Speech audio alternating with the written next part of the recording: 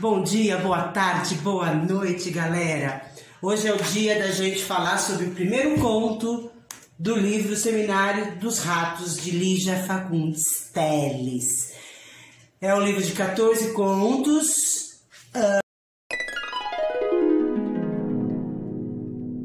Então, vamos aqui falar do primeiro conto, que é o conto que chama As Formigas.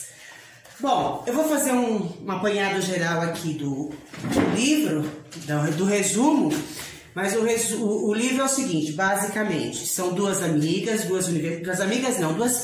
primas, são duas garotas universitárias, uma faz direito, a outra faz medicina, e em função ali do poder aquisitivo delas, elas acabam alugando um quarto de um sobrado extremamente sinistro, um sobrado velho, sujo, onde a dona também é um pouco grotesca, senhora, enfim.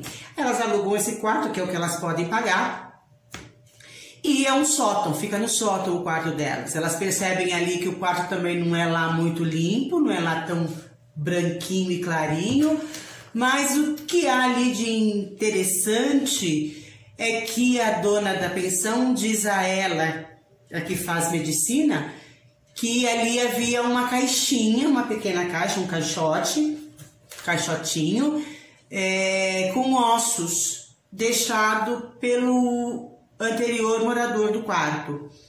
Aí, a estudante de medicina, nossa, né, vai lá e pega o caixotinho, abre e fala, nossa, mas são ossos de criança? Aí a dona da pensão fala, não, é de um anão. Aí a estudante de medicina fica, uau, isso é muito raro, e decide ficar com a caixinha, né, com o caixotinho de ossos do anão.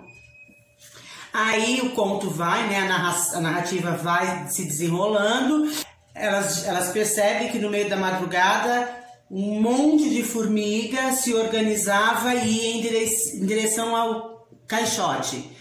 E aí ela estranha e abre, né, para ver se tem alguma coisa ali, algum alimento que esteja chamando a atenção das formigas. E aí ela percebe que um dos ossos foi mudado de posição. Ela fica um pouquinho ressabiada, mas ok. Enfim, passa a primeira noite, a segunda noite. Na segunda noite ela também percebe que há ali uma movimentação estranha das formigas, porque elas voltam no meio da madrugada e não se sabe de onde as formigas vêm, e de novo em direção ao caixotinho. Na terceira noite ela percebe que os ossos do anão estão, a estrutura, né, do esqueleto está praticamente montada, faltando apenas 2 ossinhos. Aí, desesperadas, elas fogem do casarão. É este o conto As Formigas. Então vamos fazer uma análise aqui. Eu fiz umas anotações para não esquecer absolutamente nada. Então vamos lá. O tema do conto, vocês devem ter percebido que ele é insólito, é surreal, é inverossímil, né? Como é que as formigas teriam capacidade, condição de montar um esqueleto. Então, é um conto fantástico, que é uma das linhas aí da Lígia, tá bom? Então, ele vai usar muita imaginação, muita fantasia. Como é que é o conto? Como é que é a estrutura do conto, né? Fantástico. Ele começa com uma história banal, normal. E aí, o desenrolar do conto, o desenrolar da narrativa vai trazendo aqui elementos que deixam o leitor, opa, algo vai acontecer. E aí vai levando o leitor para esta linha de suspense, de excitação, tá bom? Então vamos lá. O conto é narrado em primeira pessoa, quem narra o conto é a estudante de Direito, né, que tem a prima que está com ela, que é a de medicina. As duas são protagonistas da história. Antagonista, será que há antagonista nessa história? Sim, se alguém chutou formigas, as formigas acertou em cheio. As formigas são as antagonistas dessa história. Por que que elas são antagonistas? Porque primeiro ali elas não causam espanto nenhum, tá tudo bem, de repente elas começam a montar o esqueleto. E qual é a intenção das formigas, se a gente for analisar aí melhor o conto? Talvez a intenção das formigas, além de montar o esqueleto, é assustar as moradoras daquele quarto e expulsá-las de lá, certo? Então elas têm aí uma ação antagonista. Personagens secundários é a dona da pensão e um gato que ela tem, né? O tempo cronológico do conto são 3 noites, porque no decorrer da narrativa a gente vai percebendo que tudo acontece à noite e o espaço é exatamente o quarto. Apesar de ter ações externas, mas só algumas, a gente percebe que houve algo fora, mas tudo acontece dentro deste pequeno quarto. Então esse espaço aí tá sempre fechado, as moças estão sempre ali, né? São sempre as duas conversando entre si, tá bom? Bom, o que a gente tem que levar em consideração aqui? Logo ali nas primeiras linhas, a gente vai encontrar uma intertextualidade, que é quando ele diz o seguinte, a dona era uma velha balofa, de peruca mais negra do que a asa da graúna. Essa passagem aqui, mais negra do que a asa da graúna, é uma referência ao romance Iracema, de José de Alencar, aonde ele diz: Iracema, a virgem dos lábios de mel, que tinha cabelos mais negros do que a asa da graúna. Certo, galerinha? Então, como eu disse ali, por ser um conto fantástico, a narrativa vai levando a gente, o leitor, por uma coisa de suspense. E isso vai estar ali claro quando descreve o sobrado, descreve a dona da pensão, como eu acabei de falar agora, e descreve aquele quarto fechado, como é que é o quarto fechado. Então a gente vai ver ali a descrição da dona da pensão, a gente já viu.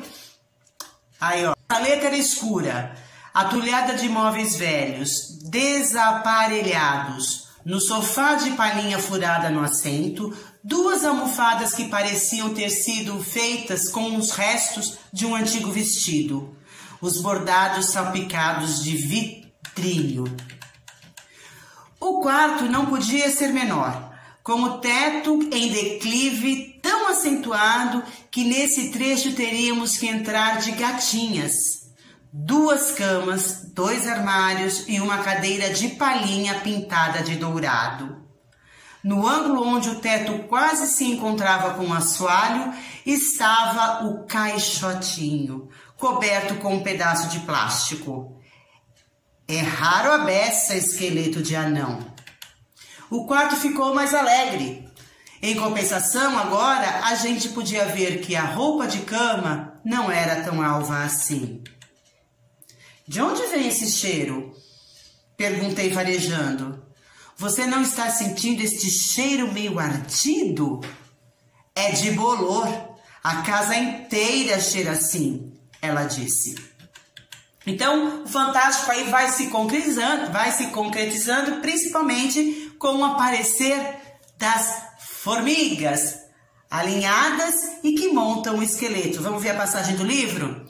Levantei e dei com as formigas pequenas e ruivas que entravam em trilha espessa pela fresta debaixo da porta. Atravessavam o quarto, subiam pela parede do caixotinho de ossos e desembocavam lá dentro, disciplinadas como um exército em marcha exemplar. Mais uma passagem. Não tinha nenhuma quando chegamos.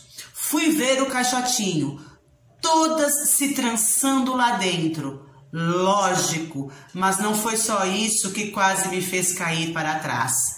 Tem uma coisa mais grave, é que os ossos estão mesmo mudando de posição. Aí o fantástico vai se encontrando, inclusive, nesses conjuntos, né, dos elementos que a narrativa, que a autora vai usando na narrativa e a incerteza do acontecimento, porque, né, como é que a formiguinha pode montar um esqueleto, meu Deus do céu, não é? Então, essa incerteza que vai dar essa característica de fantástico no conto. Olha aqui mais uma passagem. Estão mesmo montando ele. E rapidamente, entende? O esqueleto já está inteiro. Só falta o fermo e os ossinhos na mão esquerda. Fazem isso num instante. Vamos embora daqui. Então, aí gera o medo. Essa passagem fica explícita que as protagonistas estão com medo. Então, elas fogem. E aí, o intuito das formigas, a princípio, é resolvido, porque elas fogem, elas vão embora do casarão, abandonam ali. Agora, o que a gente pode também pensar aqui nesse conto é o agrupamento de algumas palavras que vão aí dar de novo essa linha do fantástico, porque este é um conto que o fim é... A gente não sabe o final, na verdade. A gente não sabe se realmente eram formigas que estavam montando o esqueleto, enfim, né? E elas vão embora. O que acontece depois que elas vão embora? O esqueleto é montado e... Então ele tem um fim aí para a gente, o leitor, ficar pensando qual seria o fim desse conto. Essa é uma pegada bem legal, né? Desse conto da Lígia Fagundes Telles. Então vamos ver algum grupo de palavras aqui que vão caracterizar, por exemplo, a dona da pensão, né? Deixa eu botar o óculos porque senão não enxergo. As palavras: velho sobrado, olhos tristes, vazado. Todas essas palavras vão se referir à dona da pensão. Quando vocês lerem o conto, vocês vão perceber. Leiam um conto curto, dá para ler numa pegada só. Velho sobrado, olhos tristes, vazado, sinistro, escada velhíssima, velha balofa, peruca mais negra que a asa da graúna, desbotado pijama, unhas aduncas, aquela unha viradinha assim, sabe? Crosta de esmalte vermelho escuro, descascado nas pontas, encardidas, charutinho, tosse escarrada, bruxa, saleta escura, atulhada de móveis velhos. Agora vamos ver um grupo de palavras. Tem mais: palhinha furada, estreita escada, que favorecem a leitura aí do insólito, do sobrenatural. Vamos ver mais coisa que vai descrever as moças?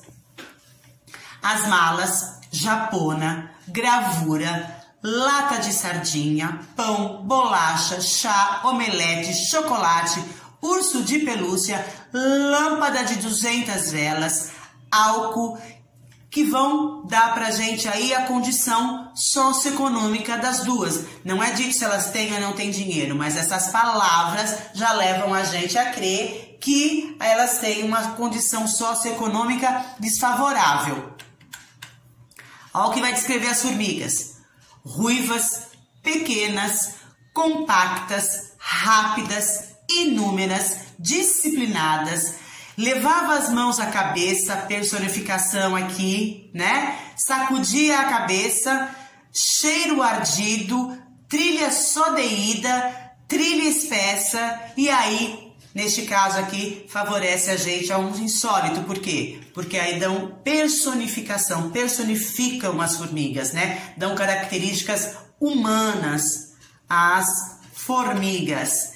E um grupo de palavras aí que a gente tem para descrever os ossinhos, né,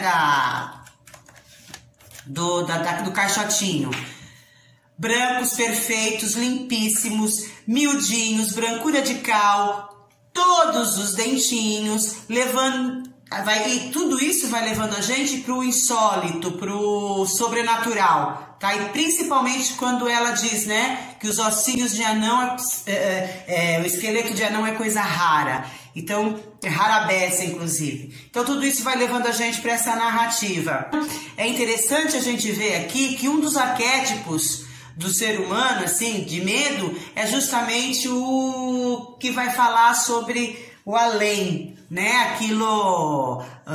Aquilo que sobrenatural mesmo. Isso é uma das características do fantástico em função de o ser humano ter muito medo daquilo que ele não consegue entender, daquilo que a ciência não consegue explicar, né? Então, o conto vai ilustrar muito bem sobre este medo, porque esse comportamento das formigas aí, que é o sobrenatural, que sai do natural, vai para um outro polo. Porque as moças se dão por vencidas. Quem ganham esta batalha são as formigas, porque elas vão embora do casarão. A gente tem um neologismo aqui logo no começo do conto, né? Que é desformigar. Ela diz o seguinte: a trilha da véspera era intensa, fechada. Seguia o antigo percurso da porta até o caixotinho de ossos por onde subia na mesma formação, até desformigar lá dentro, sem caminho de volta. Então é interessante essa passagem aqui, desformigar. Eu entendo, né, que é desformigar. Formiga, formiga e a terminação verbal a, que tem a ver com a formação. Então é uma formação e uma desformação das formigas. Então ela fez um neologismo bem legal aí para dar um caráter ainda mais insólito para as formigas. E a gente tem, como eu já disse, o caráter aí, a gente tem uma linguagem que é a da personificação, quando ela dá funções humanas às formigas. Vamos às passagens. Uma formiguinha que escapou da matança passou perto do meu pé. Já ia esmagá-la quando vi que ela levava as mãos à cabeça, como uma pessoa desesperada. Olha que legal. E mais uma formiguinha desgarrada, a mesma daquela noite, sacudia a cabeça entre as mãos. Bem legal, né? Então esse é o primeiro conto e não esqueçam de lê-lo, porque é bem legal. Beijo!